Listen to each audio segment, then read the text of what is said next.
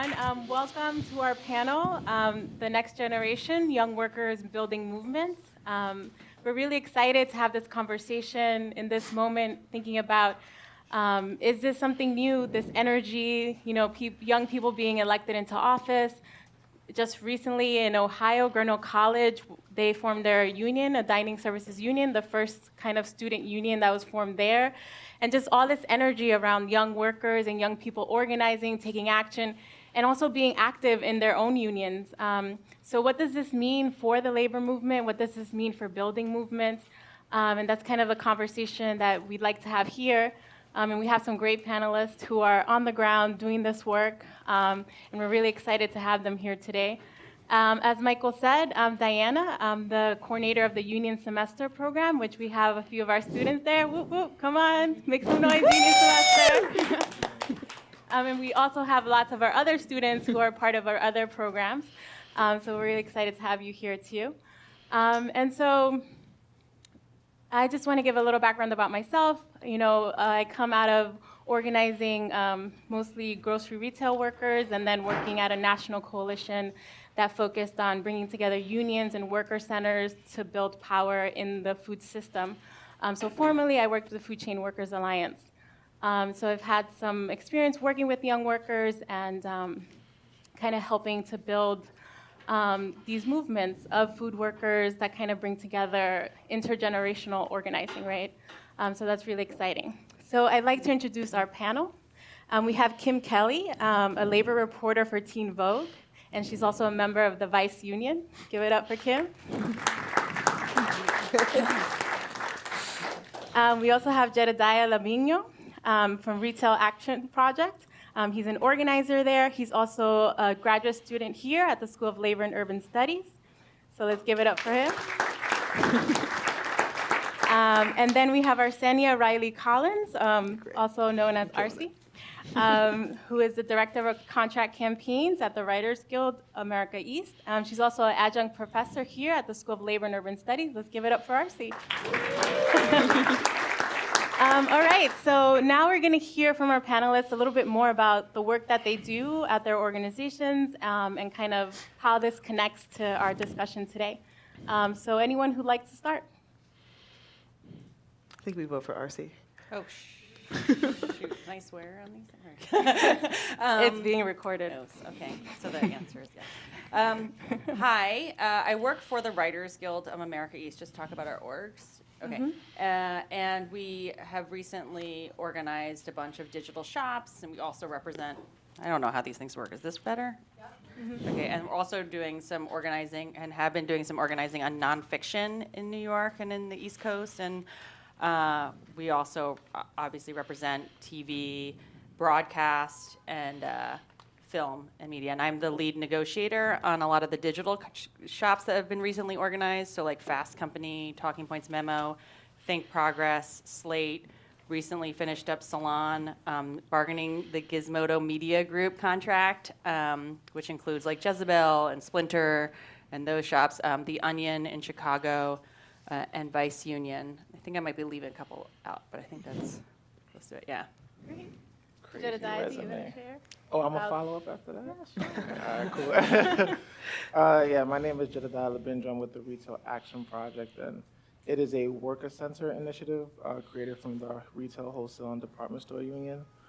So we organize a lot of workers that actually aren't in a union. So we do a lot of concerted activity and trying to educate workers on their rights and the laws that they have and what they're entitled to as a worker outside of collective bargaining agreement.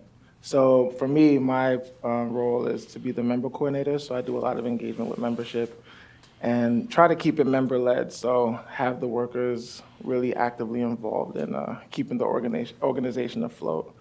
It wouldn't be member-led if they weren't doing that. So yeah, that's a lot of the work we do. So yeah, I'm Kim. I've been a part of the Vice Union since its very earliest days when it was more of a whisper than anything we thought we could actually pull off. That was about, we organized in, I think it was, I'm going to get the month wrong, so I'm not going to even try, but back in 2015, we got recognized basically immediately, and ever since we really haven't slowed down.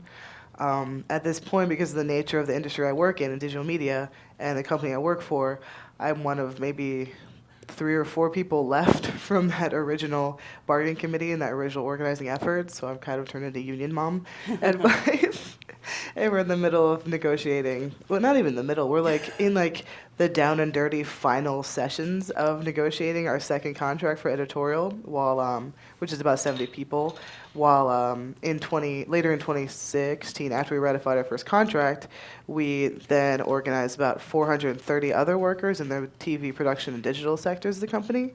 So we were hoping we get to 420 because Vice, but I think we actually got 430. And they're in the middle of a very long bargaining effort for their first contract. We're hoping we can get everybody sealed up by the end of our contract, which is December 31st. We'll see. In addition, I am on the council for the Writers Guild. I got elected last year or so. I think it was last year, right?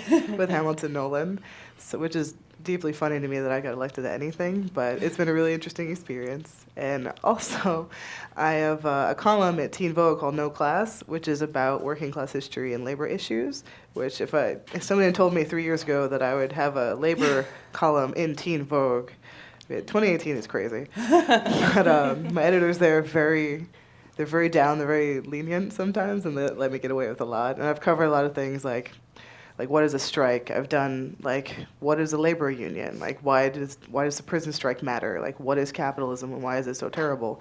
Things like that. And it's gotten a great response, and people seem really interested in the fact that Teen Vogue is running this kind of reporting because traditionally speaking, young people, and especially young women, are thought to not care very much about politics or think about anything but pretty dresses and boys, which is clearly not true. So it's been an interesting experience being part of changing that perception as well. Thank you. So can you guys share a little bit more about how you got involved in this work? What's your story? What brought you to labor organizing or just organizing in general? Anyone can go. I guess I'll go first this time, right? Thank you. We'll take turns. So for myself, I started off as a retail worker. I was working in Zara, and there was a campaign happening. This was probably around 2013, 2014, called Change Zara. And for me, how I ended up getting involved is because there was a lot of outreach happening at the time to speak to workers about issues and working conditions. And I was just one of those workers. I was super agitated, trying to pay my way through school and just screaming with no purpose, just always upset with what's happening. Folks that work retail, there's a lot of things that is difficult to navigate, from scheduling to low pay, and I was facing a lot of that, even some discrimination as well. So a lot of these things was roped into issues that we were facing, and I had somebody do some outreach, and I was a worker that they did outreach to, and they spoke to me about the campaign, and I was already agitated as hell, so it was pretty easy for me to just get involved with that campaign and start doing a lot of direct action, petition signing, and it felt really liberating to be able to make a change in my workplace, and also just being able to stick it to my boss. That's the most fun thing that any worker can be able to do, right?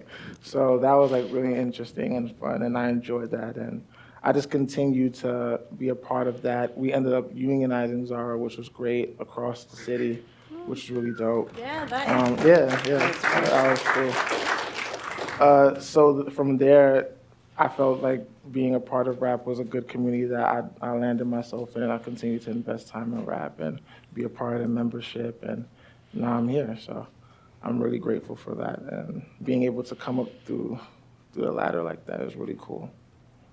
Thank you. Right.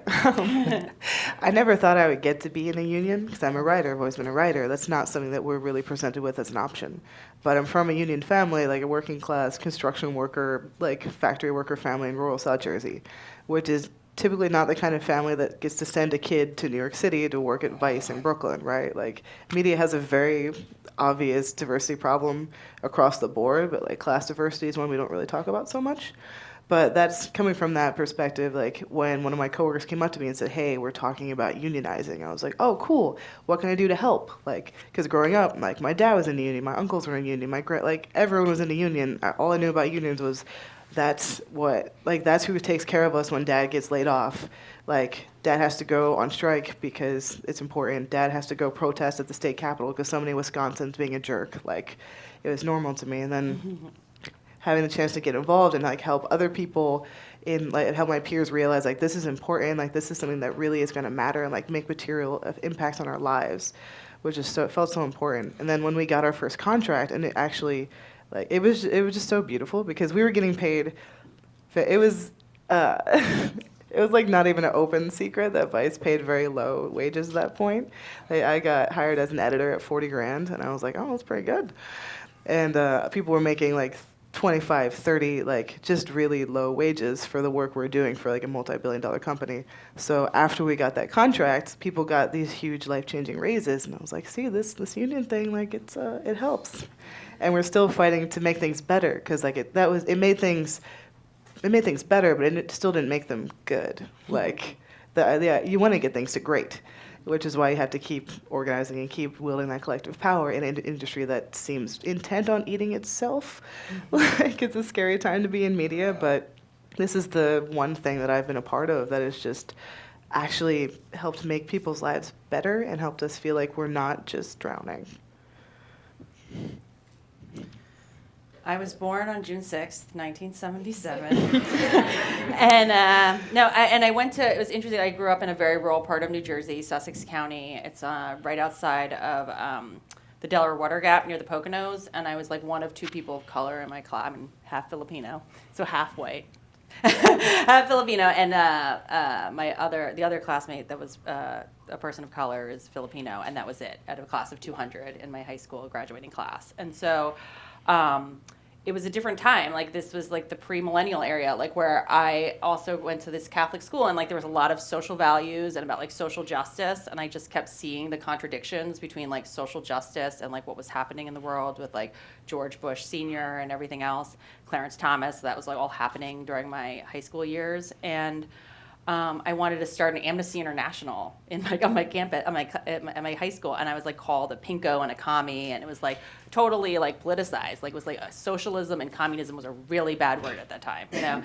And I just loved unions, and I don't know. I mean, my dad's a pipe fitter; he was always involved in his union, and my mom's a Filipino nurse, and I just grew up like thinking that unions were great. I had no idea that anyone thought otherwise. So when I went to this conservative high school, like I found that out, and I just was like, that's what we sing, like look for the union label on like long car rides. Like, that's just a part of it. And it was such a part of my identity. Like, ended up going to union summer, the first wave in 1996. And that was an internship program for like young people to like get them to be engaged in like union organizing. And I was a student activist, and then I ended up getting a full ride to Rutgers Labor Studies program for grad school. And I've been a union bureaucrat since. I've worked from all different kinds of unions, from like the Film Editors Guild to doctors union to state workers union, and just like really engaged and involved, and like seeing for the last 20 years, and just seeing a lot of the shifts and changes in like the labor movement. And it's been just so awe-inspiring, and I feel like so blessed and grateful to be part of and seeing these like changes and like how the labor movement is like building. And you know, it's there. Like, I also feel like the labor movement has always been there. It's just like we don't always hear the stories about the struggles of the people, because the dominant like narrative oftentimes in this country is like not focused on the people that are struggling day in, day out, that are screaming, they're, you know, like out, you know, and standing up. So I'm glad to be a part of it. Mm-hmm. So, you know, both RC and Kim, you guys talked about your parents and your parents being part of unions. Do you see a difference in those unions to how unions are today? Do you think there's a shift? Do you think it's evolving, it's changing? And this is for all the panelists. Do you see that there is a major difference in how organizing is happening versus maybe when our parents were organizing or in unions? I think, oh, go ahead. No, you go ahead. Okay. So it's interesting, my dad's a building trades, like, so he's a craft union, like part of like the AFL tradition of like the AFL-CIO. And he has like a strong, like, and like there was very like a lot of like integrity built to it and like dignity of labor and like the respect and like the respect of a picket line and like the ritual and like all these like signals that like the labor movement had. And then like once I started working for like more of the industrial side of unions, and I didn't see that. I didn't see that fervor. I didn't see that enthusiasm. I didn't see people being like really excited and engaged. And I didn't see the rank and file being as involved as it should be. And it was really heartbreaking to me. And like every time I went to go work for a union, oftentimes I was just like, people were just pissed off at the union. Like they weren't pissed off at the boss. And Liz and I were talking about this earlier. It's like, getting to work with Vice and getting to work with all these like young people who are like really enthusiastic, where like the words like communism and socialism is not a bad word, and that they're engaged and involved and like democratic. It's like their anger is towards the boss and like capitalism and like the like political system and everything else versus directing it towards the union. And I'm really hoping that like the more that we could have workers involved on like the local level on the shop floor, like engaged in these decision making, like that's the only way that the labor movement is going to survive, is like, and I don't think like union bureaucrats that are like at high levels like are just evil and like plotting and ploying. I think they really think that they're doing God's work in some ways. I mean, like, well, we just need to protect the workers from themselves, but they're really killing the labor movement. And so we just need to do what they're doing at Vice Union and like at other shops that we're seeing today, where people are really involved in the decision-making process and being involved in like getting to say, you know, things to their boss that, you know, or having somebody stand up and advocate for themselves versus like shutting them down at the union level. I think the big difference, at least in what I've observed and lived and seen what I was like, in terms of my dad, my uncles, my granddad, like they joined the union because that's what you do. That's just what part of the job is. Like that was non-negotiable because they're on the building trades. Like there wasn't a grand political gesture or anything. They just joined the union. They paid their dues. They went on strike when it said it was time to go on strike, and then they just kind of just accepted it as part of the trade. Whereas I think younger people, and there's even people now who are organizing, there's a much more political bent to it. I mean, I think at this point, a critique of capitalism is just baked into basically any new organizing campaign, because it's not an assumption that you go to work, you join the union. It's like, okay, well, we need to organize because this isn't working. Like, we're not being paid enough, we're not being treated well. Like, our industries are all collapsing.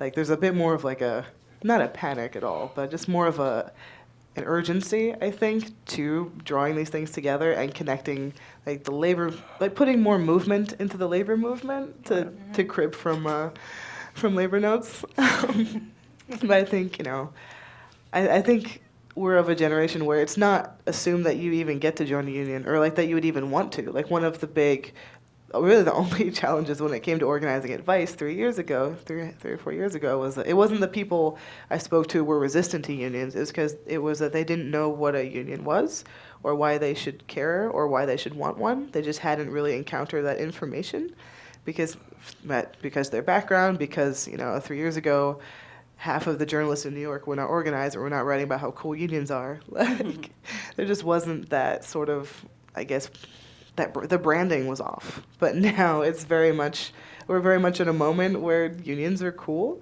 Like, they've always been cool, but now people are like, yeah, like this is cool. Like, people are reading about how to organize a workplace on Teen Vogue, and that's normal. And I think that's not something that would have happened when my dad was 18 and first joined like the local 825. Jedidiah, you talked about Zara and like Yeah. how those workers are organized. Can you share about that? Like, what was that experience? Yeah, at first I wanted to also add to what folks are saying about understanding like that position of being like a rank and file employee or even just a worker in the union, to really understand that they are the union, right? Like, it's like a lot of times workers do get upset and they say the union this and the union that, but they are the union. It's just like you have to hold folks accountable to what you fought for, right? Whether it's the law, whether it's a contract, like that's always important. And that's something that I think we've kind of like shied away from a little bit. Like, unions have become like this third party entity that it shouldn't be, right? It should be like a movement together, right? That's the point of calling it like labor movement. From the experience of Zara, that's like how we were able to become a strong collective because we did things together. Like we had conversations together. I'm talking about me and my coworkers. We had conversations together about how to make a change in the workplace. And the only way to make any type of change anywhere is by doing it as a collective. You know, like capitalism has added this idea of individualism that has brought folks to think about like me, but those issues that you're facing may be remedied for like a certain period of time, but the long-term picture never really gets fixed, right? And that's something that we need folks to understand. I think now, especially with young workers, they're starting to see that because there's a lot of things that's happening, especially with like working class family struggles is a big thing right now. You got like Amazon coming in trying to like buy out everything and displace folks that, you know, have been living in places for like years. And that's starting to affect people like directly and really fast. And I think now folks are starting to see, like you said, like a sense of urgency to be a part of like, how can we make a change and how can we stop these things from happening? So I think those things are very important. So at Zara, were the workers familiar with what a union was and what was the purpose? And kind of what kind of education did the union do, or like how did they approach that, like talking about the union to workers? So at Zara, it was a lot of young folks. Right now, I'm 25 right now. When I was working at Zara, I was 21 years old. I had no idea what a union was. I had a job before that in Modell's that was unionized. You had to wait 3 months before you get into the union, and I never really had the conversation with anyone about like what that looked like and what were the benefits coming into that. And I mean, honestly, no employer is going to have that conversation with me. Like they're not going to tell me what my benefits are like in being part of a union. For them, it's better that I don't know, so I don't exercise the rights that I have. But with Zara and RAP, we did a lot of workers' rights trainings for folks to understand the union difference. We still do them now. But in roping folks in, whether it's like on their break, it may be like a little snippet, or we would invite them to the trainings that we was currently having at the time and still have now, to be able to talk about your rights in general, and then also talk about the union difference and what's capable. But being able to like have folks understand, like, listen, this, like being able to move the conditions to a better place is like something that's really important, and it's from your perspective, is what you are looking for, not like how we normally have even in like politics now. We have these people that have never spent a day in our shoes and they're deciding what's happening for us. But in the contract, you as a worker are able to speak to the issues and what you would like to see implemented in the workplace. And for a lot of folks, that was really like inspiring. It was really liberating, and it moved them in the right direction. Even if it started off with the petition, like we did a petition that we got like a couple thousand signatures on it. We was doing delegations all across the city in different stores to just pretty much have the employer, have management understand, look, this is what we're facing. And even, you know, we enjoy working here, but we do want some things changed. And that would even result in like monetary values of like $3 raises, $3 raises and stuff like that. So we were making about like $13 an hour in 2014. And that's the minimum wage now. Right? So understanding like the difference that can be brought forth if we actually do it together as a collective was a big thing for us. And that's what pushed us and gave us the battery in our backs to continue to try to get it fully unionized and get those things on in black and white, because as much as they could give, they could take away too. And you know, you don't want to fight for something and then lose it, you know, because you take your foot off the pedal. So we had to keep on pushing. And I think that inspired folks a lot. But we did have workers that were like, oh, the company is being nice. And then that was our job to tell our coworkers, like, no, it has nothing to do with the company. Like, you know, like, it's because of us, it's because of the work that we're putting in. So that was also really strong. So at Writers Guild and at Vice, did you find similar challenges, like people not understanding what a union was, why they should have a union, and what kind of tactics or practices did you guys put forward to kind of educate people or kind of tell people why they would want to join a union, or the workers who had started campaigns there, like how did they talk to their coworkers? So it was very it was very hush hush at first. There was a lot of like quiet coffee dates. I mean, in some ways, we use very traditional labor strategies, right? Like go have coffee with your coworker. Like go have a meeting around the corner. Like set up office hours to talk to people about what unions are, what you're trying to do. Like really just try to find every way to give people information and to also make them feel like this isn't, we're not doing something bad. Like it is not bad at all to talk about being in the union. You're not going to piss off. I mean, you might piss off your boss, but it's not like that's hard to do anyway. Like you're allowed to do this. This is your right to organize and advocate for yourselves. Like this is a good thing. And the people that just didn't know anything about unions, like it's a fairly easy sell to be like, well, like we already are working under this like oppressive hierarchical corporate structure. Like your boss makes like triple what you do. Like, does that seem good to you? Like, I feel like if we could do something about this, that would be good, right? Like, well, yeah, of course. Like, if we can get some, like you said, get some things in black and white, like about better treatment, about diversity, about things that are standard across other industries, like a 401k or comp days or a raise, which is not something that basically anybody who worked at Vice at the time could ever expect. That's not really a thing. They're still not great at it. Really, it came to education and to sort of like comforting people in a way too. Like, 'cause it's a lot. If you've never heard of unions in your life, like your dad's a lawyer, and then you went to a nice school and you ended up working at Vice, which is a lot of my coworkers, which is fine, not where I came from, but it takes all types. But they aren't gonna have that kind of class consciousness or that kind of like, oh, my dad hates his boss. He just came home from a union meeting. He's really mad. Like, that's not a thing that they're used to. So explaining like, right, like maybe you have it good. Some people do, but like a lot of your coworkers don't, and it really matters that we work together and make sure that everyone's taken care of. Like I think you're saying that sort of more democratic view, like that less me and more us. Like it wasn't like a hurdle so much as just something we had to address and be like, right, like you might be good, but no one else is, and that matters. Like here's a way we can make things better together. And that really helped. And it really fostered a better workplace in general because people got to know each other. People got to care more about each other. They realized that they had more in common than they thought.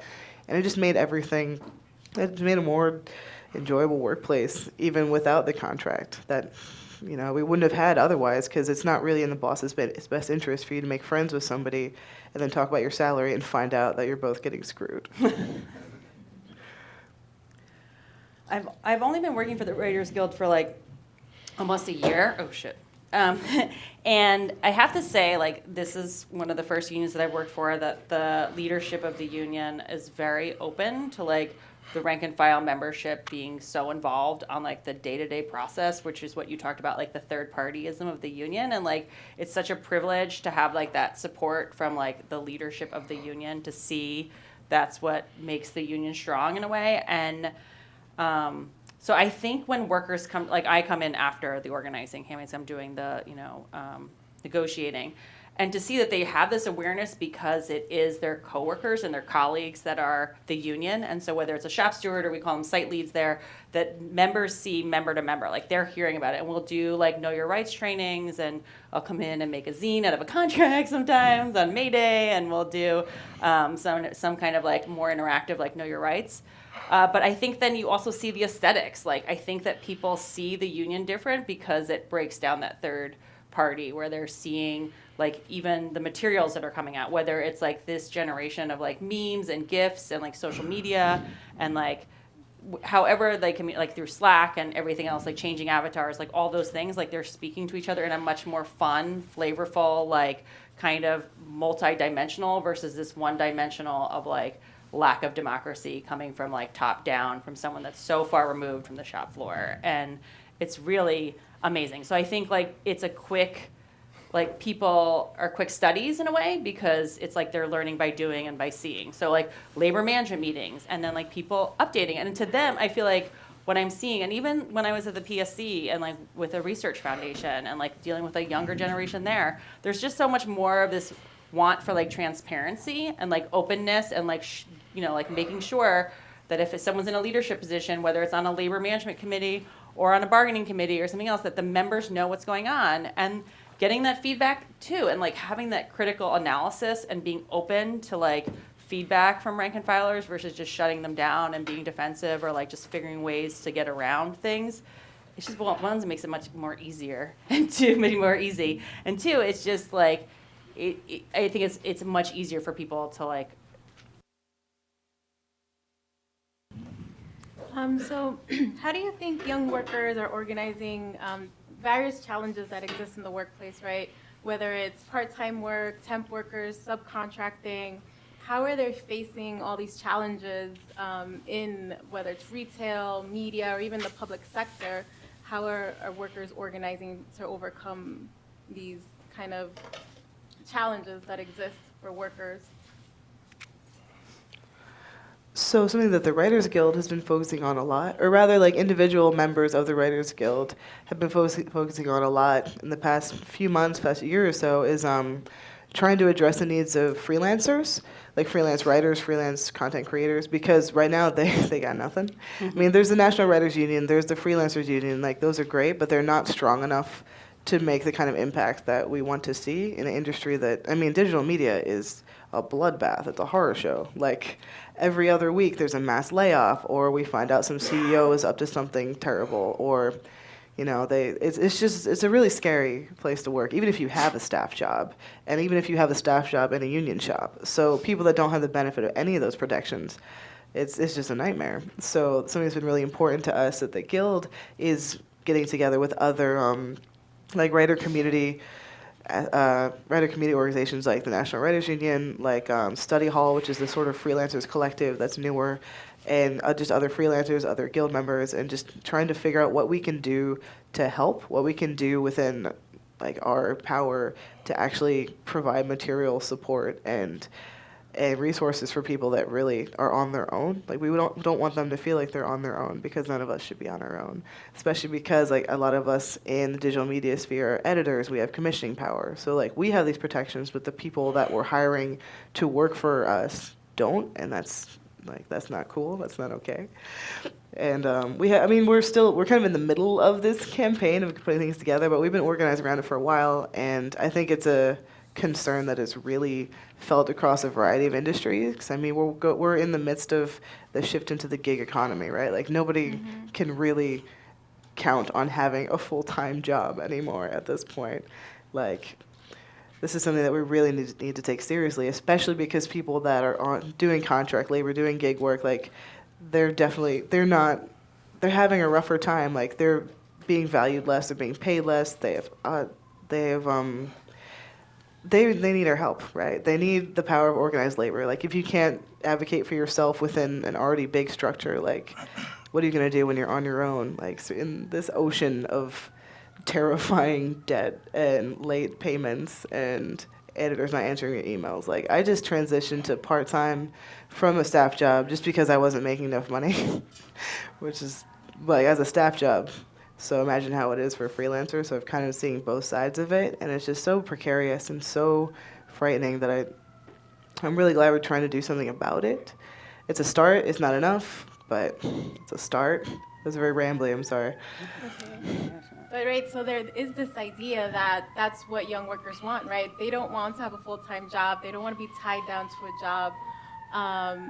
So in thinking about that, like how does that change the organizing? Does it mean like that unions have, work together to have bigger sectoral power, or what does that look like? Or just what does organizing look like? Is it these new models of worker center and union partnerships? Like what does that look like if a worker is not just at one workplace, but they're at multiple workplaces? Well, I want to push back a little bit on like, I don't think that young workers don't want full-time jobs. Like, I don't think that is, there might be some that want some flexibility, but I think like if companies respected their workers enough to get like input and to pay them well and to give them better benefits and to like transparency, I think that they might see more sustainability. And maybe, so I don't have like everything like evidence-based and like behind everything. Like I think it frustrates me because I see a lot of times, like even just yesterday, we're bargaining advice till like midnight. So both of us are kind of a little incoherent, but I think we hear stories from workers that are like, dude, I've been like a freelancer here for 2 years and they keep dragging me along and they keep telling me like, I'm going to bring you on full time. Don't worry. We're going to give you a raise. We're going to do this. And like without a union or without a union contract, like that specifies and explicitly says in black and white in a legal binding agreement that they're going to have these protections, they don't. And I think what's also beautiful about this generation or like what's happening right now is like this idea of like mutual aid and support and community. And I don't know where, I mean, again, I'm not a sociologist, I don't know these things, but I am seeing like this difference in terms of like looking out for each other. And especially on these committees where I'm hearing workers like talk about the struggles of like their colleagues. And they want to be upstanders, they want to be allies, they want to figure out like how can I use like my privilege to like support somebody else. Like it was interesting, we had this like one committee, it was like mostly white people.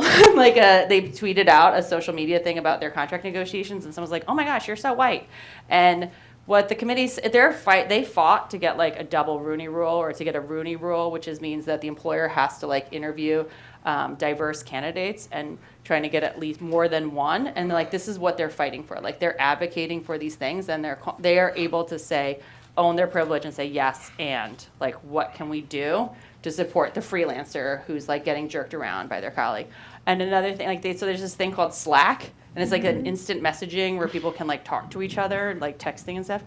And like I've even seen in the last, like since I started working there, like there's these, whether it's like around sexual harassment or just harassment in general, like people create their own little channels and like little communities of like, so like one workshop has like a woman, like gender non-binary, like Slack where they talk about like specific issues, and like this community that's building because of the union. Even last night, like after the sesh, like we all hung out. People are like, I would never have hung out with this person if it wasn't for the union. Like I wouldn't even known them. And like we worked together for like 3 or 4 years. Like we didn't talk to each other before this. And so the fact that these unions are bringing that community and culture and like openness and responsibility and transparency, like I hope that like companies will see that, and maybe people will stick around to places more if they're unionized or whatever. So sorry.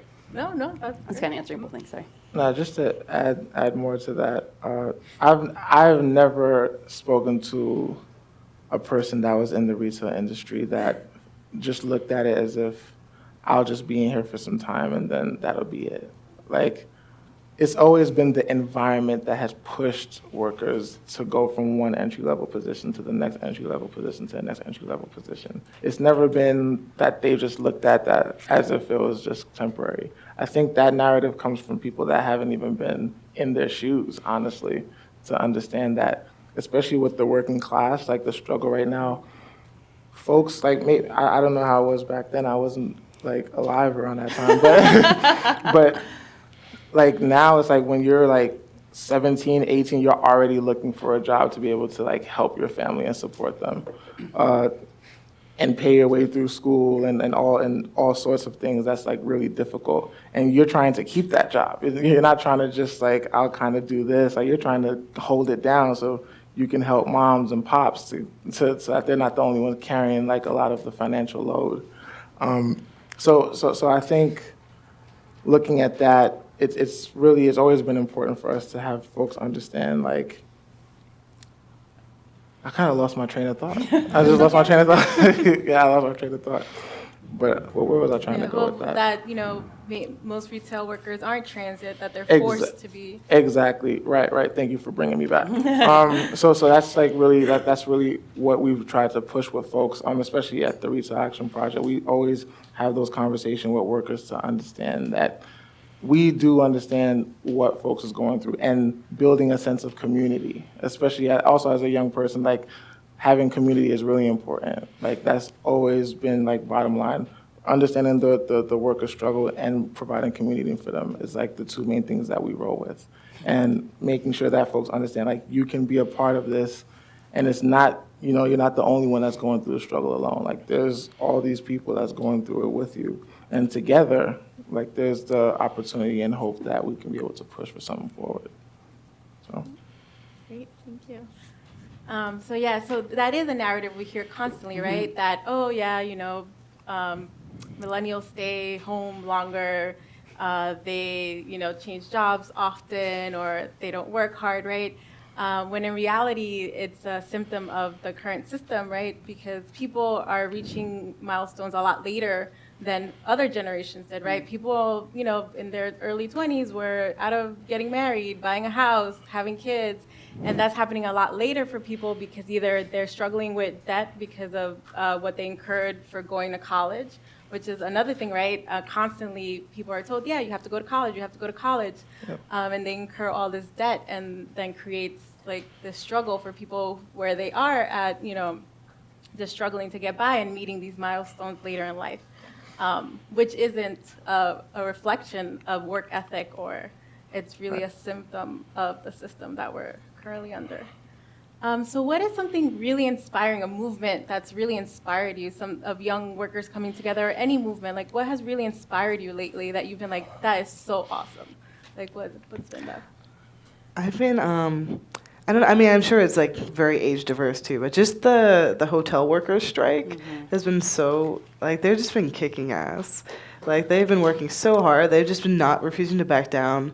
And I love the fact that they're unafraid to call out sports teams for being scabs, because that's opened up a whole other interesting conversation about, like what a union member is and what they look like. Like, even someone who's making millions of dollars a year, like, you're still part of a union, you should be showing that solidarity. Like, I think it's just opened up a lot of really cool conversations, and it seems like they're winning, and that Marriott is losing a lot of money, which makes me happy because they've been treating these people poorly.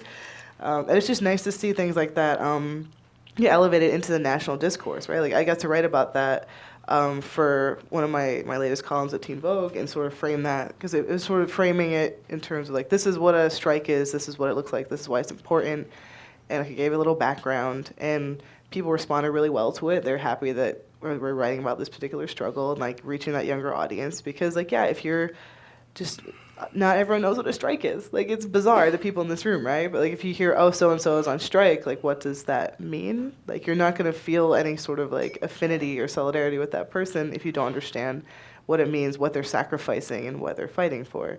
So I've just been loving the strike wave in general.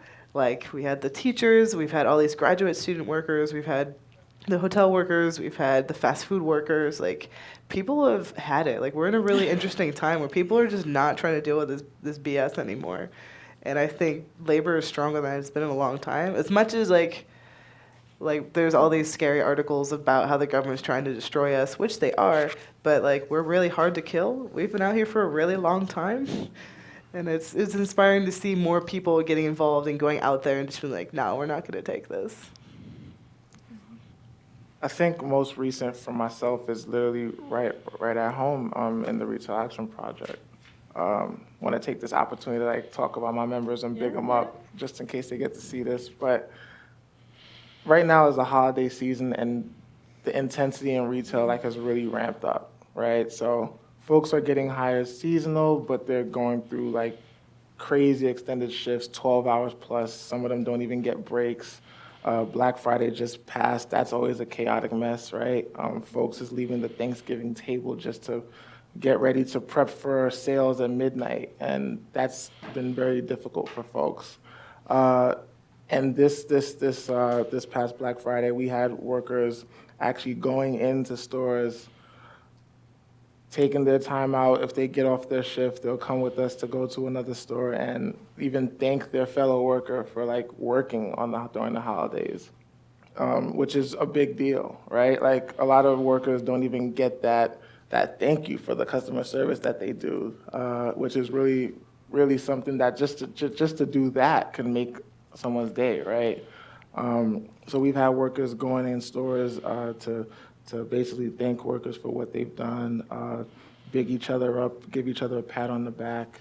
We had a petition that was put together to get workers to sign on to raise this awareness for what's going on during the holiday season and how folks should get like incentives for it, whether it's time and a half or double pay or whatever it may be. But the conditions are, if they're going to ramp up to be able to make the employer all this money, then the benefits for the workers should also go up as well.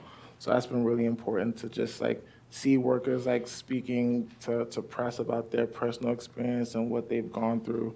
I just had a worker the other day talking about he burned like 3,000 calories or something, like just from working 2 jobs on Black Friday, like literally back-to-back 12-hour shifts, and being able to have the courage to even talk about his experience is like, that's a big deal, because a lot of folks is like afraid that they may lose their job or get retaliated against. So seeing things like that has been really inspiring, and just having them always come into the office every day to help out and do member-to-member engagement, those things is like really what makes it like worth it, you know, and to build more on like that transformative model of having the actual worker like really like hold it down and just push that message out. I think I was telling you a story, we were prepping for this and staff union here at CUNY, and I was a staff bureaucrat there for a while. I was like an organizer and negotiated the Research Foundation contract, but had to go to campus, and like one of the professors at this campus was trying to tell these students, these young students, and this person's like baby boomer was like, well, you need to do, like, my generation, we're tired, and you have to get out there, and you need to get on the street, and I'm not going to do this anymore, and you need to be doing this, da, da, da. And then I was just like, no, like, these students are doing Black Lives Matters, they're doing Me Too movement, they're doing immigration stuff, they're doing Dreamers, like, these people are, like, amazing, and you need to knock it off. Like, it's just like, this is where it's at. Like, people are just like, whether it's like they're fed up, or it's just like we're starting to hear more about it because like like that people are hearing stuff vis-a-vis like social media or whatever, because it's always been there. Like, people have always been organizing, and we're finally starting to hear it. And so like those kind of things is like really inspiring me, and that is like all young worker led, in addition to like obviously the struggles that are happening in the labor movement, which is like, if someone told me like a few years ago that Oklahoma teachers were going to go on strike, or like that West Virginia teachers were going to go on strike, I was like, what? And yeah, it's just incredible. Like I'm like, and even just like the Democratic Socialists of America, like seeing them, like people, like again, like I said, like from my own perspective and like my own background and childhood, like being afraid of being called a communist or being afraid of communists. It's like for people to be able to say like, oh, I'm voting socialist, or I'm working on this, you know, like they're doing the canvassing, they're doing the phone banking, they're doing the calls, they're like doing the hard work. And even in like the labor movement, like just like the earnestness of like knowing what they have to do, like having those one-on-one conversations, like phone banking on a Sunday. Like we have like workers coming in on Sundays to call their coworkers about this contract, and they do it. Like it's amazing. They stay till midnight on like several nights to bargain a contract for other people. It's really incredible. There is so much energy and excitement and like so much fun that's happening right now, and I just am so glad to be a part of it. So exciting. So given all these movements, right, that are happening, Me Too, Black Lives Matter, things around like immigration reform and abolishing, how are these movements and the young people involved in them, how are they like really pushing traditional labor organizations or just traditional organizations to like really push further, like make more bold demands? How do you see them doing that? Like young people being able to do that, to like inform that and helping like, or kind of influencing these organizations to take more radical stands and things like that. I think that they call there. I mean, again, this is just a sweeping generalization of a generation, and maybe because there's more like ways that we hear about it, like. But I think they call bullshit, like, and they could see bullshit and they could smell bullshit, and they'll like. But instead of rather than like deciding to like walk away from something, they'll like push in and just be like, no, like that's it. We're like. This needs to change now, and they're not going to wait. There's an urgency to it, and they can't. There's a moral compass there that they understand that the status quo is not okay, and they don't want to be complicit, and they don't want to be compliant, and it's just like not logical or rational to them to do that. And they will have values, and they're like, you know what? That's it. No. And they also have this like dream. Again, I don't feel like so we're like making these sweeping generalizations, but what I see is oftentimes is that there's just like this. There is this utopian, this like dream, this like ideal that they have, rather than just saying like this is not possible. Like you're not going to get that. Like you'll never be able to get that. So you might as well not try it. Like they're like, fuck it, let's try it. Like it's actually. Sorry. Yeah.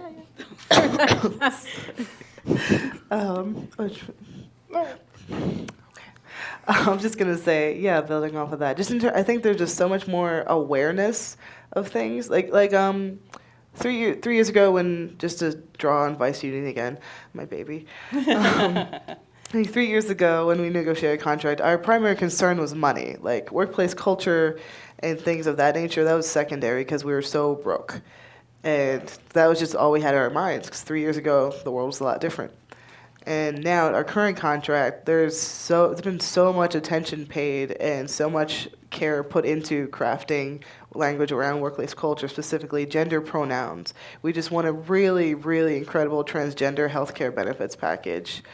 We fought for this double Rooney rule because we recognize and are deeply displeased about the fact that Vice's workforce does not look like the communities it's making its ad dollars off of. We've put in very strong language around sexual harassment and around, I'm still happy about this one thing. We got this, I have no idea how we pull this off. We got them to essentially make it so that we can have a union representative come into any meeting where someone's reporting some sort of harassment or some sort of assault, for support, which is something that was not at all available before. All of these broader issues that we're dealing with, there are ways to bring those into your contracts and bring those into your organizing and bring them into your union and focus on them and just be like, this is important.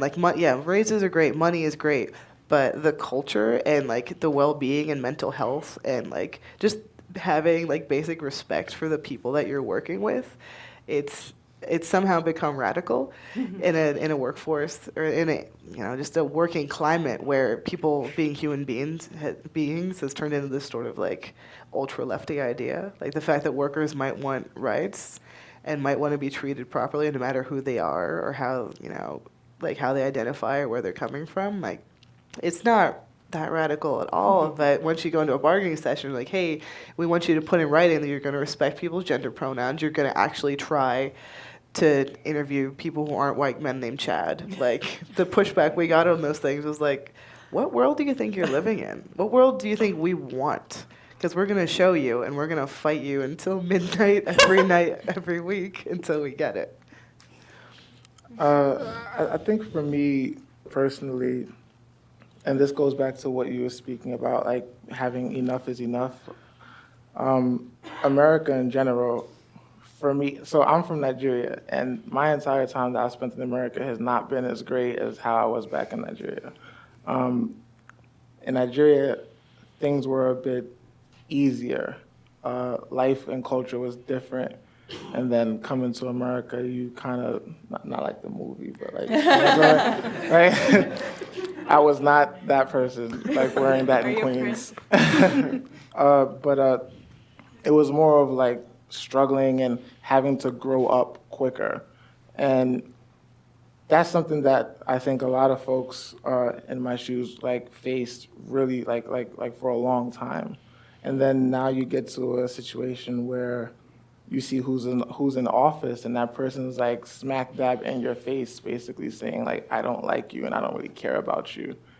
And it's wait, hold on, I'm already having to grind and grind and grind all these years just to make ends meet and just to try to make some sort of a living. And now the person that's supposed to be the face of all of us is basically saying that they don't like me. That's a problem. And I think that has put folks, especially a lot of young people, in a situation where it's nah, I'm not gonna stand for that. I'm gonna actually be a part of trying to make a change, and I'm just gonna, even if it starts with me just saying something.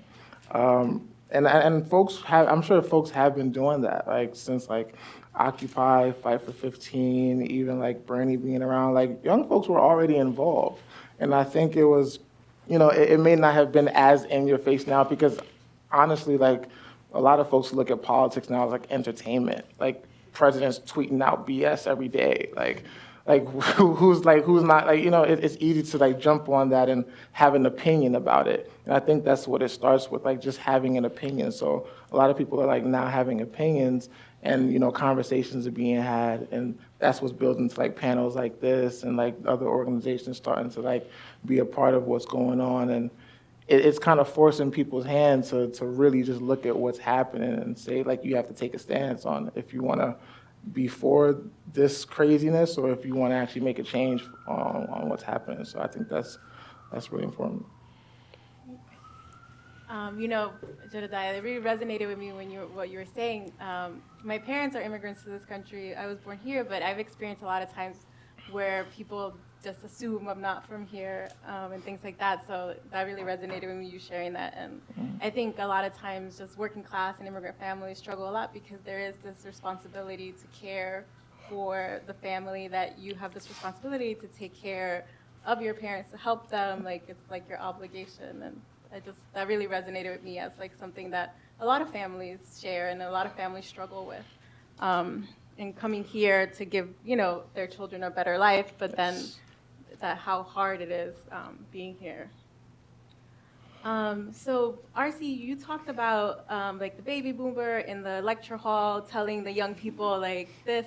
So, like, how do we overcome some of those challenges that exist and have stronger intergenerational organizing happen? How do we bridge that gap? How do we have exchanges so that these groups can learn from each other? Because it's really important for young people to have mentors who've been doing this work as well and kind of learn from them too. But also, I think in terms of thinking about leadership in unions and things like that, having like passing the torch, which doesn't happen often, right? So how do we ensure that these things are happening? Well, they're going to take it from them. Either they're going to have to give it up or the young people are going to take it. And I think that some of the baby boomers and the older generation of places, like, I tend to get like this too. My husband's here. He can tell you that sometimes where I dig my nails into things and I don't want to let go. And sometimes it's easier to let go, and like they need to just let go and trust. And I think a lot of them, like, again, like I don't think there's a lot of like corrupt union people. I think it's just like they really want to do what's best. And they have this paternalistic vision of like, these are, and as being a mom to a beautiful 8-year-old, it's my husband over there. We have an 8-year-old son together. And to be a parent and to just also like trust my kid and like trust my partner and trust my like students I teach here on Thursday nights, and like to trust people and to listen to them and to like literally and hear them when they have like, oh my God, and there's some of our members over there. They're coming in. There's some seats up here. Over here. Over here too. Put them on blast. So we're just talking about you. They were about like list. Oh my God! Hi. There's a seat right here. We're so excited. We're like a little family at this point. Poor guy. No, so I think to like really trust people and to listen to them and just be like, you know what, like. I think, like I was saying about being a mom too, like the resistance to it, like all that energy that goes into like digging my fingernails into something that like, it's like, there's this phrase too, like sometimes it's like everything that I ever let go of, like there's like claw marks in. But it's like after like doing that, like the insanity of doing something over and over again and like then expecting different results, like just realize that, like, you know what, it's just so much easier to just like let go and like to trust and things just go smoother. Like sometimes I see struggles in like the labor movement where I'm like, I see labor leaders like fighting with the members on things because they want what's best for these members. But at the end of the day, it would just been easier if they just like let it shake out, and they would have got where and like people, they'd be stronger because people would be involved and engaged. And yeah, again, I'm not a psychology or sociologist person, but I just see like that it's just so much easier to like just. And we talk, like one of the pinnacle texts that we use in our course is Pedagogy of the Oppressed. And like so much of like what Paulo Freire talks about is about love and about this like trust and listening and engaging with people. And I think we need much more of that in the labor movement. And we'll see it. I think we'll just have to see it. Young people will just do it. We're just gonna have to listen to them anyway.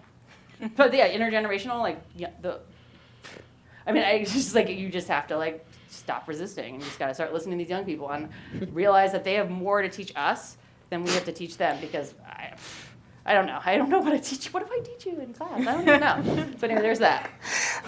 To sort of build off of that, I would say that it's really important for us to realize that we both have a lot to learn from each other. Oops. Like for example, like people have been around for longer, who are more well versed in like the tools of the trade, who could tell you about Weingarten rights in their sleep, do not know what to do when you're like, right, we're gonna have a slack strike. Like, I remember going to a council meeting for the Writers Guild, and we were giving like a digital media update. We're like, yeah, like, so such and such shop did a Slack strike, and they changed their avatars, and it was really successful. And I was looking around the room, and people were just like, what? What are you talking about? And so I told them, and they're like, oh, cool. Like, this is the thing. Like, we need to recognize that organizing in 2018 is not organizing in 2008 or 1988, right? Like, some of the basic tools, the basic skill set is there. Like, you're still going to need to talk to your coworker. You're still going to want to get some buttons. You're going to want to have a T-shirt day.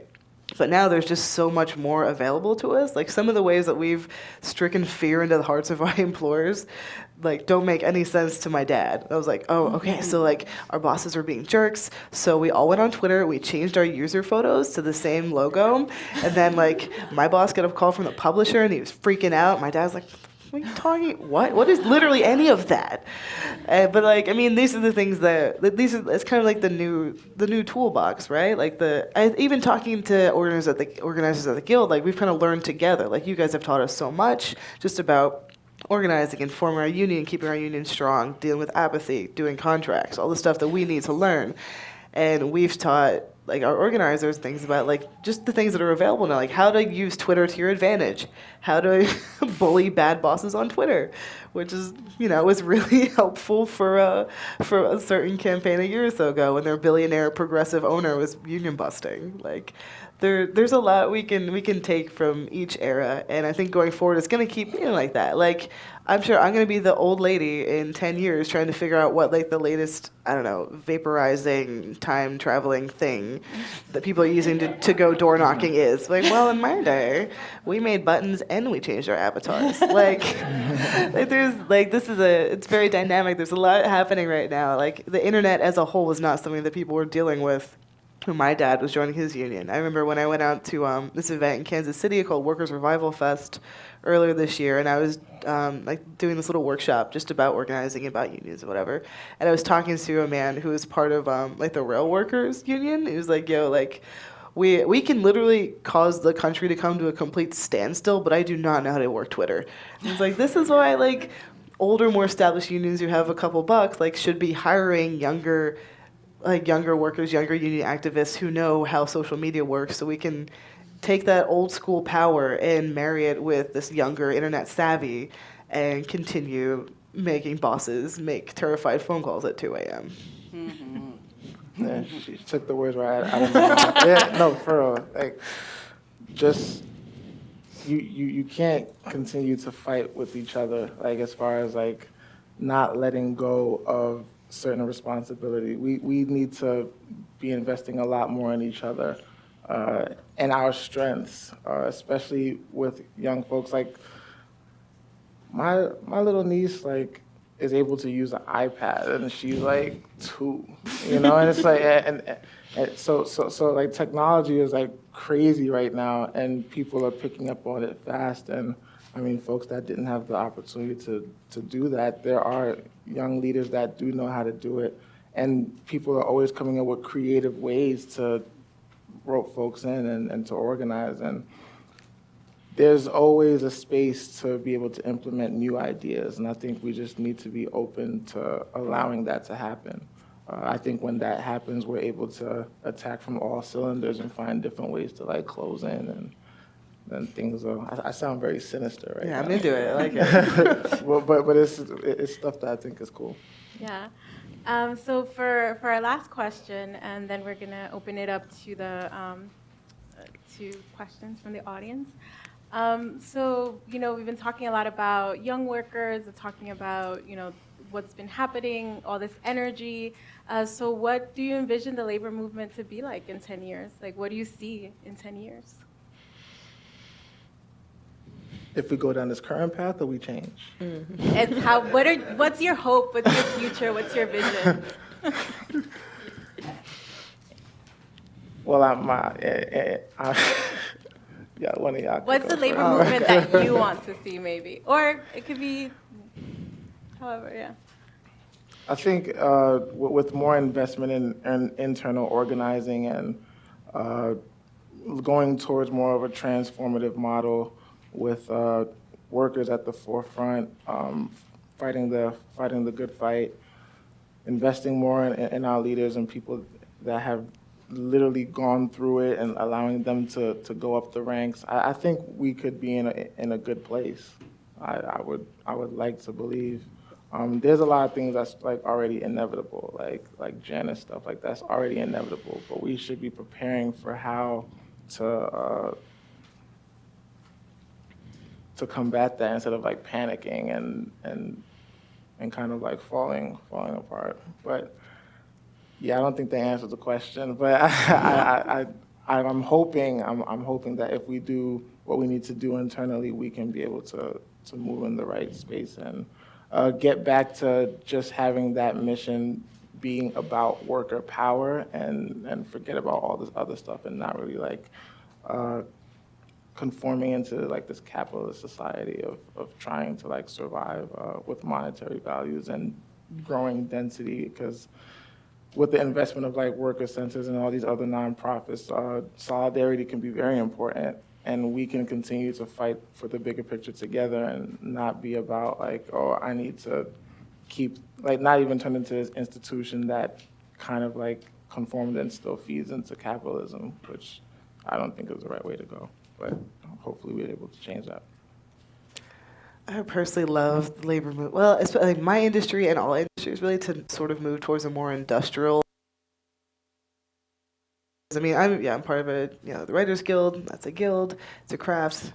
But I just think that the way that work itself is changing, like it's not going to make any sense for us to organize like 20 people here, and then like somebody else can take these 5 people, and then like the 400 other people are just, oh, they don't fit into any union, so sorry. Like, I think wall-to-wall organizing is going to be extremely important in terms of keeping workplaces equitable and keeping them safe and keeping them productive for the people that work there.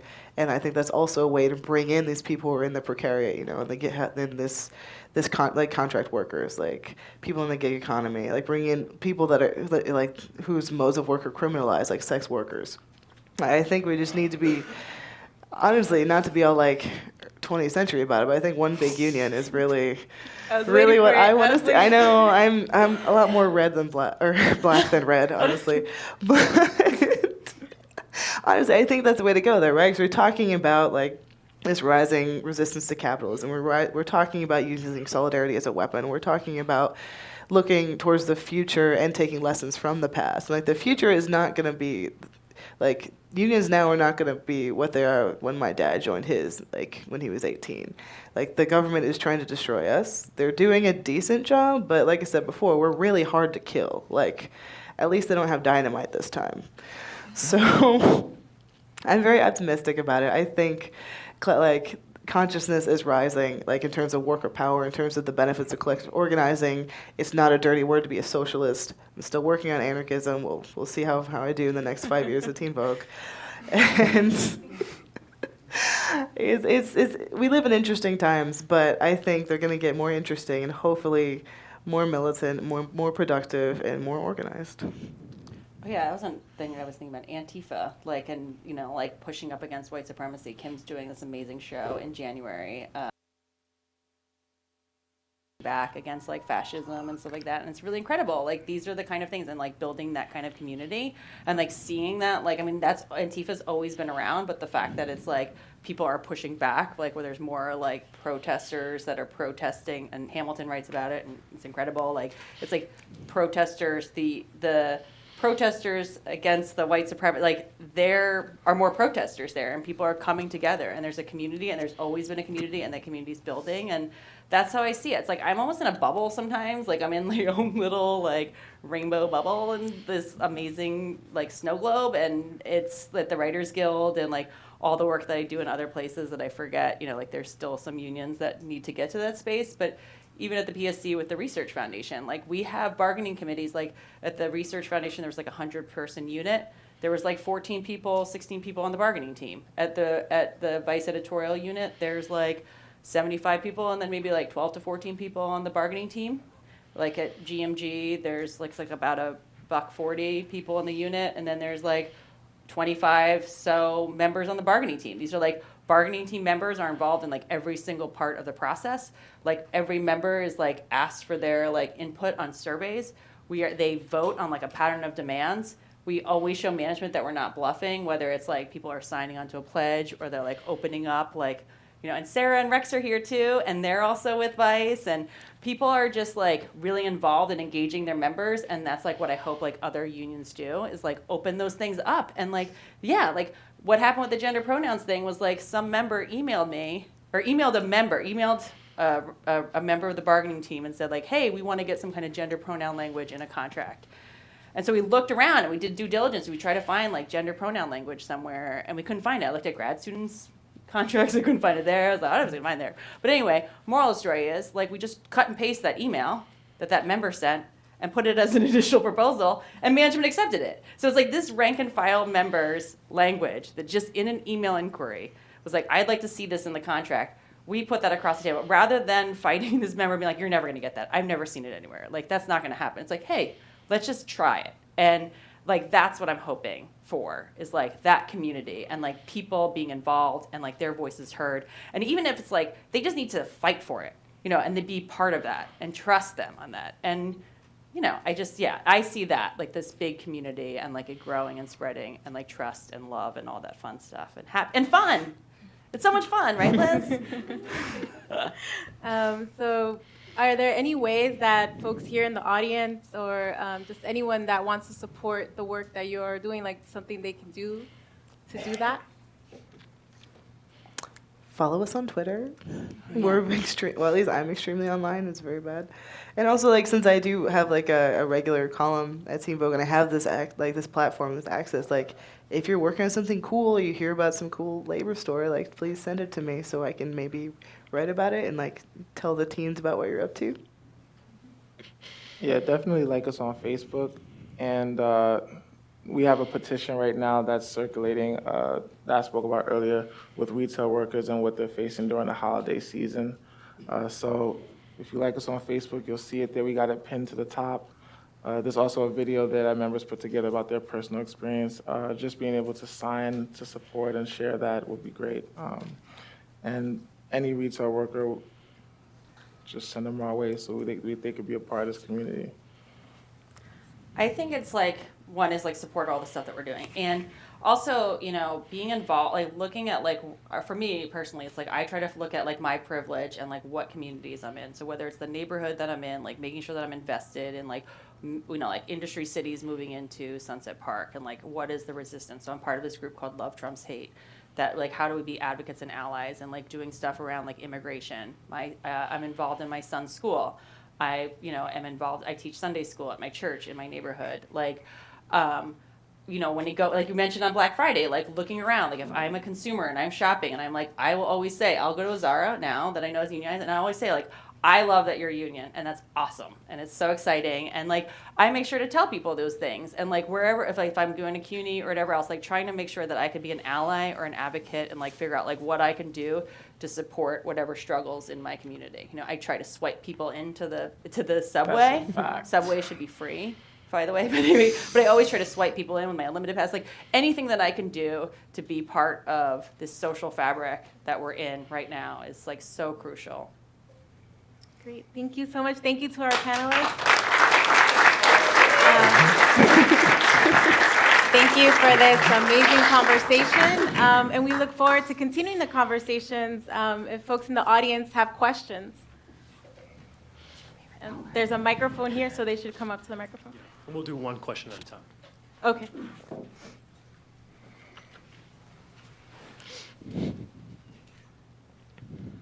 First of all, I want to commend, this is kind of short. Oh, It doesn't Sorry. come on?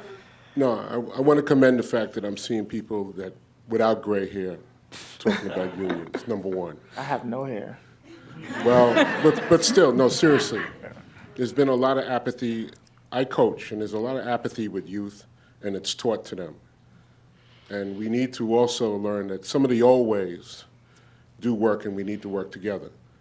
I didn't hear you guys talk anything about Taylorism, yet you talk down industrial unions, when it's the AFL that was the villain in the labor movement, not the CIO, okay? Let's look at this, because Taylorism is like, how many of you talked, and I commend you for going and speaking to workers in reference to retail. How many of you go out and thank the sanitation guy saying, hey, I know your boss is a schmuck, but thank you for cleaning up the snow. You guys did a good job. You know, that they're not telling the truth, et cetera, et cetera. How many of you watch a mailman if he's being followed around by somebody with a stopwatch? He's being jerked off and getting a hard time because the guy's timing him on what he's doing. How many of you get on the guy behind him and say, leave my mailman alone, he's trying to do his job? I get my mail on time, it came late because you're bothering him. You know, that's a union action, okay? And as a former transit worker, work by the clock. That's the worst thing a boss can ever have. I didn't hear that. You understand what that means? Tell- So thank you for your So, comments so and sharing your when you experience. think So about do you have that, a question? but seriously, how many of you are talking about working by the clock? And I was a freelancer. I know what that is. They jerk you around and jerk people of color around in industries that stay mostly white. I appreciate you doing that. It needs to expand, okay? But don't forget union history, all right? And talk to people. Today I spoke to a teacher. I didn't know he was a teacher. He was our waiter, all right? And he's a music teacher. And I gave him an idea how to rebel. In World War I, they had a time where there was no fighting during Christmas time. I said, teach the kids the songs, and then tell them the history of the songs. You'll wind up having a generation of revolutionaries. Thank you so Thank much. you for your comments.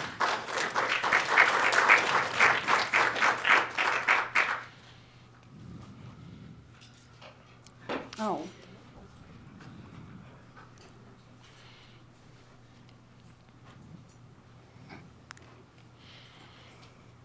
Good evening. My name is Michelle Keller. District Council 37 asked me, by the way, and I'm so glad to be here. And I really came here out of curiosity. I am a newly minted retiree, by the way. Out of District Wow, Council well, 37. congratulations. 42 years of service, and you bring hope. You really do. I mean, people say, I've always been involved in the union movement. My energy is there. I love it. I love tonight. I can't say enough about you young folks. You know, you organize like everything else, in hate or hope. That's what it is. And I think the only other thing I would say to you is make yourself available in things like Women's History Month, Black History Month. Because sometimes if you don't see it, you can't be it. You really can't. And there are folks out here really trying. They really are. And you do have folks that are on the top that for sake of, while they know it's coming, they're holding on tight. That's a fear. They really is. Let go and let a little bit of God in, too. So thank you so much for being here tonight. I'm appreciative of it. Keep doing what you're doing. Good God's work. Thank you.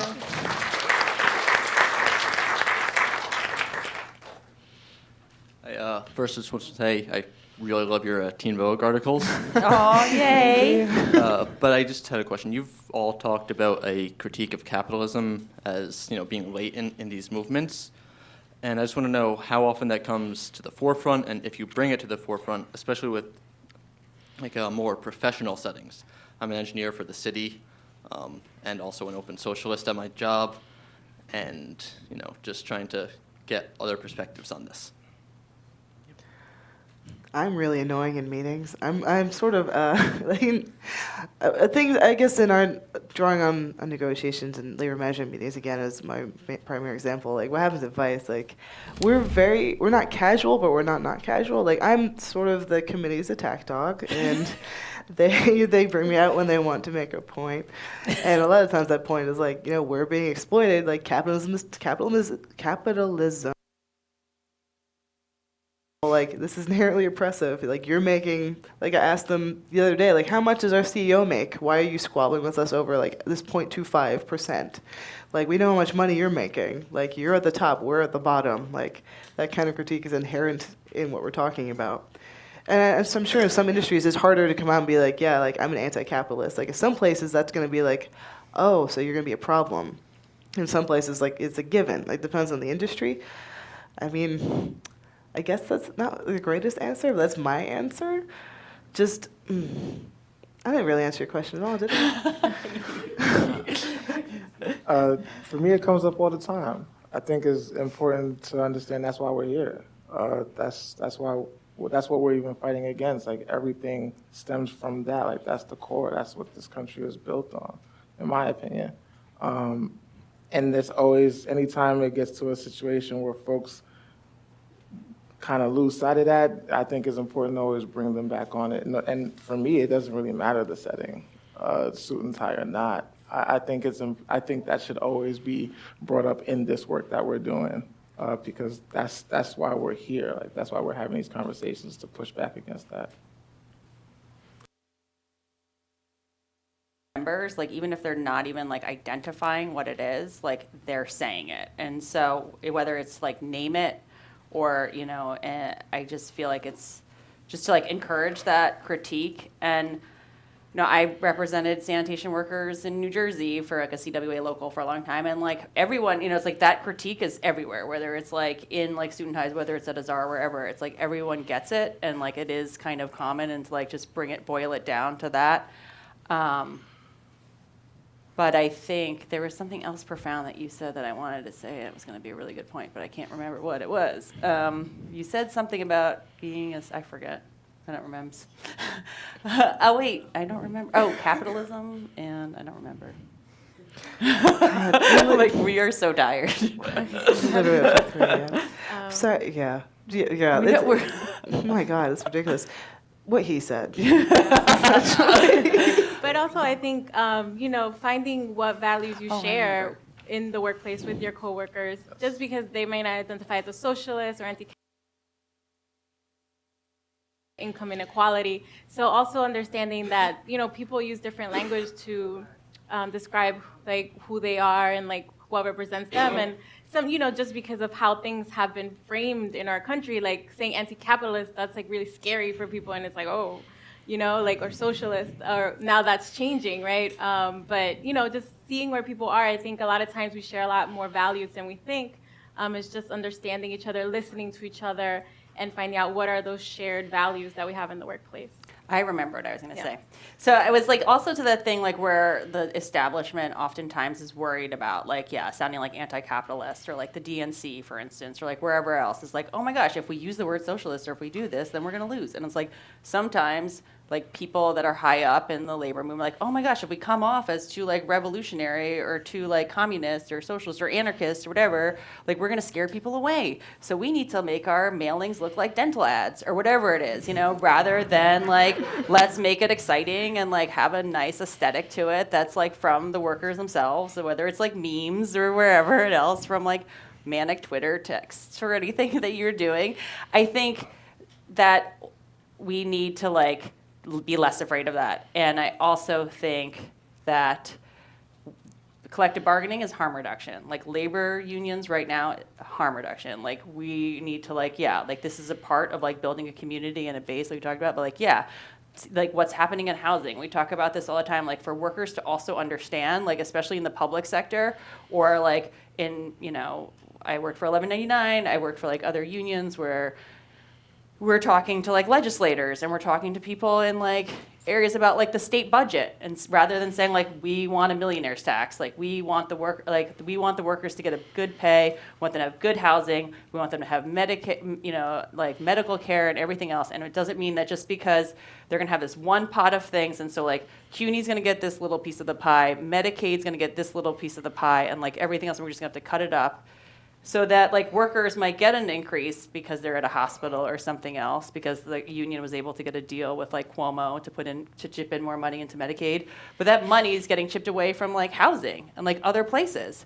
So until we have like workers involved in like understanding like where this money is coming from and like what's happening, like we're not going to get to that point of like true liberation, because people are going to get increases, but like they're going to lose stock in like public housing. You know, and like what's happening with Amazon right now and like what's happening in the city, like we all need to be like, whether it's like we can get some of that money towards like public transportation, towards like free public education in colleges, like whatever it is, like that's where we need to be focused on and like be less afraid of it. And I think I'm glad you raised it, so thanks.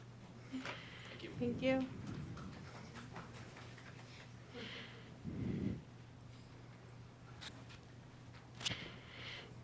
Hi, I'm a labor studies student at Harry Van Arsdale at CUNY, and I came here with my professor, Professor Unger.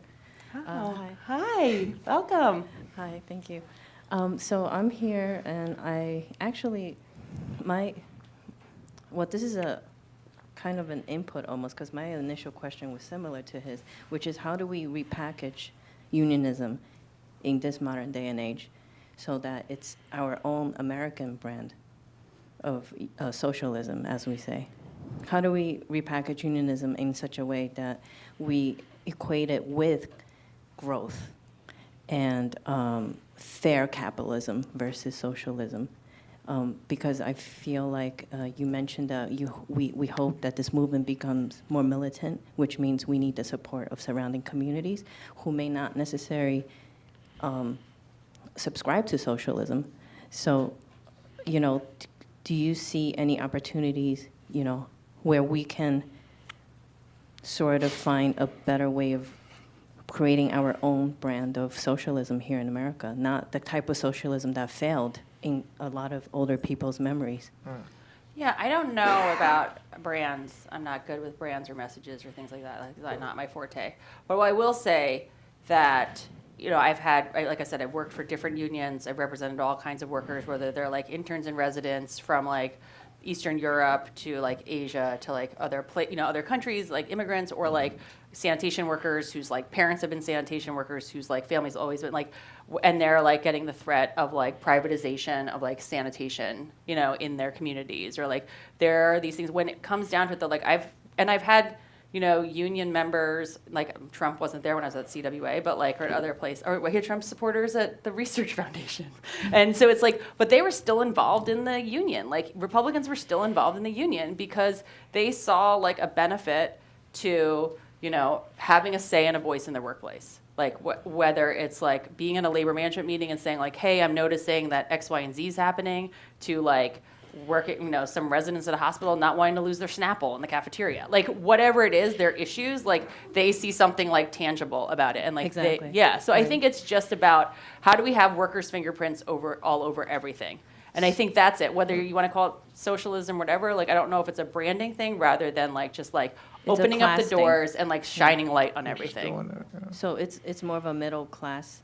Or ownership. Yeah. Workers having ownership about what their unions are, what their unions do. So with collective voice, they're making decisions of what they want their union to be.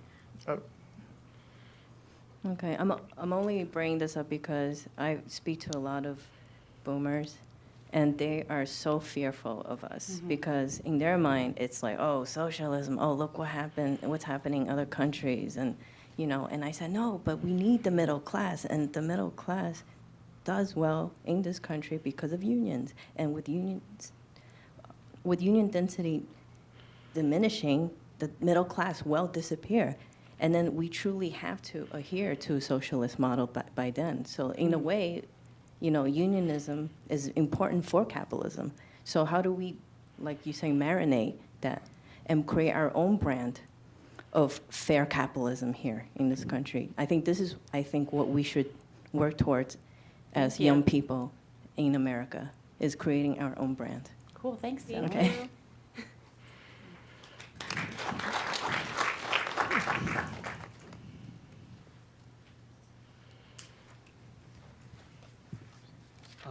Thank you to all the panelists and Professor Arsey. Professor Arsey. That's so cute. You get extra credit.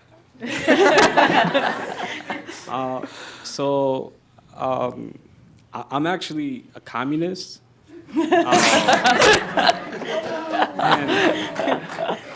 And it's my first semester here at the CUNY School of Labor and Urban Studies.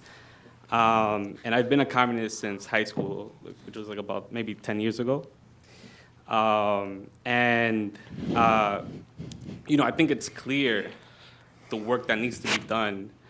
I can speak a little bit about like what I do. I'm a tenant organizer at the Northwest Bronx, up in the Bronx, fighting to defend communities. But when we talk about defending communities, we're talking about how do we equip communities so that they could fight themselves and carry on the battle themselves. And it seems like this is like the task of the unions, to equip the workers with the task to hold not just their workers accountable, but also their unions accountable, to fight against this business unionism model that has pervaded the unions for so long, and to move more towards a social movementism union model. And so I guess my question is more about strategy. It's more about what exactly is that next step? Because we can organize communities after communities. We can organize shop after shop. And workers could develop a certain level of politicizing. They could be involved in the Black Lives Matter. They could be involved in the LGBTQ fight. They could be involved in all these battles that affect the working class. But what's that next tier? You know, because at the end of the day, it does seem like there are decision makers who are class enemies, essentially. And these people are not the bosses. These people are politicians. So my question to you guys is, what's that next step? I think something that RC always says is like, you are the union. Like this is, the business model. Like that's something that doesn't really, I don't think it makes sense anymore. And I think in terms of collective organizing, in terms of the union's role, I think that the most crucial step is that empowerment. Like you can reclaim your own autonomy by being part of a collective because you're given more power and you have more education, you have more solidarity and like potential for mutual aid with your comrades. Like this is the sort of thing that, the union itself isn't a political organ, right? Like a group of people trying to make things better for themselves, like that doesn't have like a tendency, and it's not a right or left thing. It just ended up being a left thing because, we care about people and the right doesn't. So I think that the way that we use this sort of union structure in the path towards liberation is really just focusing on making people feel like they can do something, like giving them that hope, giving them tools to communicate with other people, to reach out. Organizing one building is a huge step. Organizing two is another, but giving 20 people at a meeting the tools to organize their own buildings just means that's going to keep spreading. Like that's the way we need to build a movement. Like every person should feel like they're an organizer, right? Like there shouldn't just be the organizers and the organized. We should all be doing that work and committed to that work and teaching other people how to do that work. Because 50 people in the Bronx can make their lives better, but 500 people across New York can do a lot more, and 5,000 can do a lot more. And you see where I'm going? We can't depend on big unions to take care of us because, like you said, there's a lot of money, there's a lot of corporatism. Cuomo loves unions, and some unions love Cuomo, but Cuomo does not love people that ride on the MTA, which is most of us. Bringing the union back down to the rank and file, I think is going to be so crucial because it's the idea of unions, they've been co-opted by corporate Democrats who just think we'll support them no matter what because they're not the other guy. And I don't think people feel like that anymore. People clearly don't feel like that anymore, at the very least in New York and across the country. So I think we just need to, for lack of being sloganeering, to take our power back and realize that we have to organize ourselves because we can't really trust anyone else to do it. And that's the first step towards achieving something bigger, giving ourselves the tools and holding those tools and then passing them off to other people because no one's going to save us except us. Go ahead. And even to take it a step further to add, so our role as organizers is just to provide that agency for people to understand and have the education to be able to do what it is that they need to do for their community. So for me, I've always been in the belief that we don't even empower workers. They empower themselves. We just provide the agency, whatever tools we need to equip them with to be able to do that work. And I think that education is so important because a lot of folks even become organized, but they'll be organized in a normative commitment versus an active commitment where they actually understand what it is that they're doing and why it's important. And there's a lot of folks that are even in a lot of movements that they just do it because they think it's the norm now or because it's a trend now versus actually understanding what's at stake. And I think the education to provide for people is so important so that they could be able to know what it means to empower themselves and to be able to spread that amongst the communities and grow this to become something bigger. So I think that's also really good. Like you learned in my class, our roles as organizers, is like you said, is to provide, and it's in the readings. If you read Pedagogy of the Oppressed, no, he presented on it. Emmanuel is awesome. You're amazing, and it is. It's all that stuff, right? It's how do we as organizers provide the scaffolding and the tools and giving the workers or community or whoever else that authentic listening and trusting them. But like, here, I have the expertise. I'm like, I know Weingarten, or I know what an unfair labor practice charge is, and I could give you this stuff.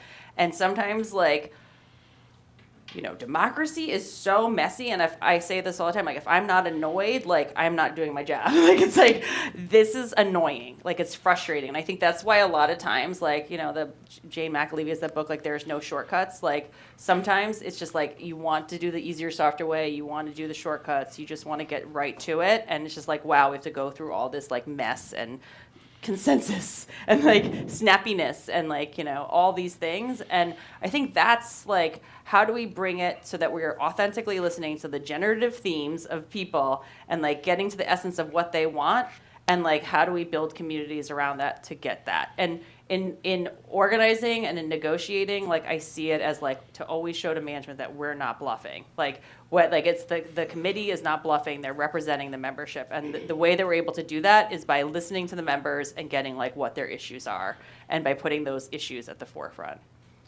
So I'm going to take moderator privilege right now, Okay. because a question has come up to me as we're having this conversation, and kind of related to the question that the student from Empire State College had, right? So, but is this a dominant narrative shared by, you think, the majority of union members, like plumbers, the bus driver?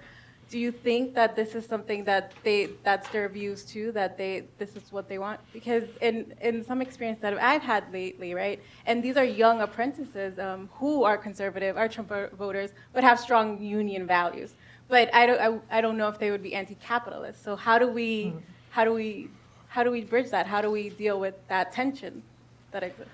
I don't think there is. I don't. I think, like, you get to, like, what are your issues at your workplace? Like, what is happening? Like, what do you want to change? Like, is this okay right now? Like, boiling it down to the essence, it's like, there isn't even, like, we just want to move that, you know? And I think it is about, you know, like, my dad was, like, the fund administrator for the steam fitters after he was a rank and file for a long time. And he is, like, he was the one that taught me about, like, Medicare for all, like, 20-something years ago. Like, he saw, like, he had a healthy, like, health, you know, he was an amazing, incredible, successful, like, wouldn't steal a postage stamp, like, kind of fund administrator. And like, his members got like an amazing, like, health insurance plan, but he still believed that, like, Medicare for all, like, who did he vote for in 2016? I'm not going to talk about here, Trump. But anyway, moral of the story is, like, he has those politics. And so, like, to just dismiss people, to say, like, that they don't, or that they don't care about their issues, like, there's other things that we could talk about how that triggers me in some ways, but when it comes down to, like, workers and, like, what's at stake at work, like, people want to have a say and voice, whether it's like why isn't there Snapple anymore in the Our Lady of Mercy Hospital, or like, you know, why is this person, like, now the boss? Like, I want to know, like, transparency and, like, what the structure is now at this organization. So it's giving that credibility to people. So yeah. I do think the plumbers. I do think every single worker, when I go to a union sometimes, when people are like, we're talking about the third party in the beginning, like, starting to work at a union, and someone's like, oh, and creates that third party thing of the union. And then I'm like, yeah, you're right. Like, business unions, like, I hear it all the time, you know? And like, what do you want? Like, what do you want? Like, and it diffuses it, it de-escalates it. It just says, like, okay, now what? Like, what do you want? Like, what do we need to get you? And then it turns it onto them, and then to authentically advocate for that. And you know what? If we lose, but we fight.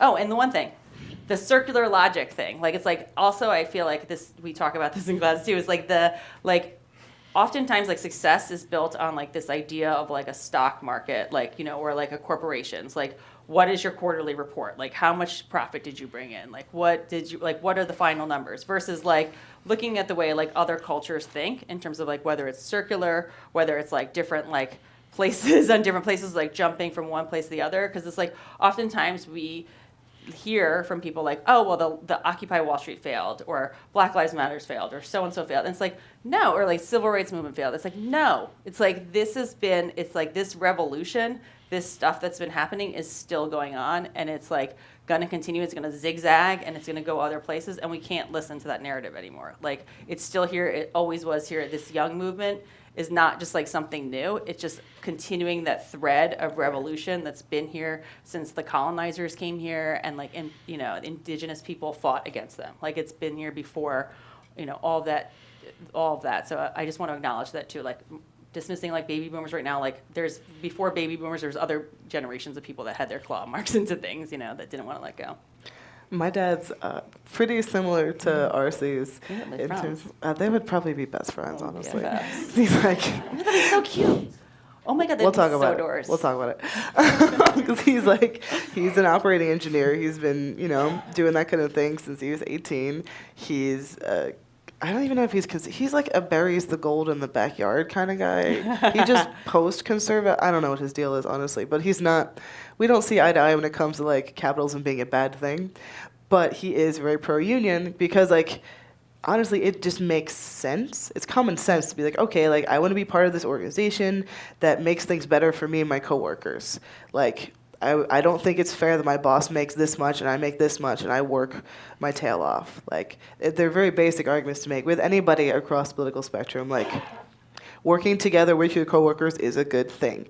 Getting a bigger paycheck and having better workplace safety standards is a good thing. Like, when it comes down to how you feel about capitalism, how you feel about the president, how you feel about, this this whole thing, like, that is something you can get into outside of union meetings, I think, if that's what your concern is. If it's clear that there's going to be friction about certain issues that aren't actually actively hurting, like, the conversation or what you're trying to work towards, like, it is a tricky thing. It's hard to figure out. It's not something I have had to deal with very much because I work in New York City media. But going home to talk to my dad about this is a different story. And also, I think that it's also a truism that like having greater collective worker power is going to hurt capitalism anyway as like a side effect. So if we're helping people who aren't necessarily interested in that outcome, while also helping people that are, like we're all going to be in the same place. So capitalism is still going to take a body blow, even if the people involved aren't necessarily thrilled about it. Like, I think it's a weird, interesting thing, right? Especially it comes down to when we talk about like who is the working class. Like there's this narrative that it's guys like my dad who wear hard hats and vote Trump, but that's clearly not the case anymore, especially since predominantly, at this point, the working class is what, like 46% women, people of color? Like it's not just white guys with tools. And it's not, I mean, there are plumbers and there are bloggers and then there are sex workers and there's fast food workers. Like it's a very diverse, huge part of the population. We're not all going to have the same interests or the same politics or the same attitudes towards liberation or what that could even look like. But there is enough common ground that I think if we do work to organize people that we might not see eye to eye with, the side effects, the side benefits will actually help everyone. I think that's an answer. Do you want to add anything, Jedidiah? Cool. All right. Sorry about that. We doing okay? Go ahead and ask your question. Hello, everyone. My name is Jaime Lopez. I'm a local 3 electrician, and I'm really interested in the stuff that you're talking about, RC, when you're talking about the voice of a worker being used in contracts and being submitted through in these negotiations. I'm part of the wage and policy, and one of the things I've noticed is that if you do have some kind of submittal or something that you want to submit to our organization, it's difficult to have it seen through because you might fall through the cracks in some essence. And our union has found ways to change, and implement new things like email and reaching out with cell phone text messages, but I don't think that they've accomplished what they need to when they're trying to grab the young workers' attention. So my curiosity is, do you have any advice for a young worker that's trying to, because I know that the voice of a young person that's excited is scary sometimes, but do you have any creative ideas as to how to make a proposal to leadership of a union into something that's maybe positive for young workers, but maybe scary for an older generation because it may be too radical or too revolutionary for what they have built already? Thank you.